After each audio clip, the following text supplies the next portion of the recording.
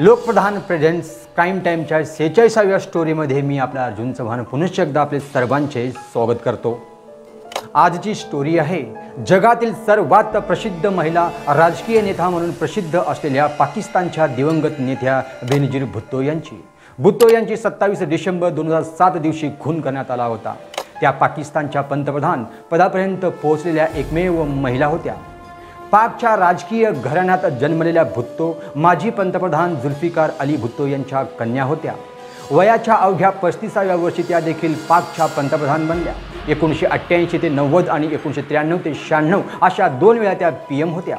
त्या जितक्या लोकप्रिय होत्या त्यांची खाजगी लाईफ तितकीच वादग्रस्त होती। त्यांच्या सेक्स पार्टी लव्ह रिलेशनशिपच्या बऱ्याच चर्चा आजही आहेत। एका रॅली दरम्यान गोळ्या झाडून बॉम्बने उडवून त्यांची हत्या करण्यात आली होती। मनाला सुन्न करणाऱ्या थरारक घटनेचा सविस्तर माहिती आपण पाहणार आहोत। शुक्रवार दिनांक 8 फेब्रुवारी 2024 रोजी रात्री ठीक 8 वाजता क्राईम टाईममध्ये।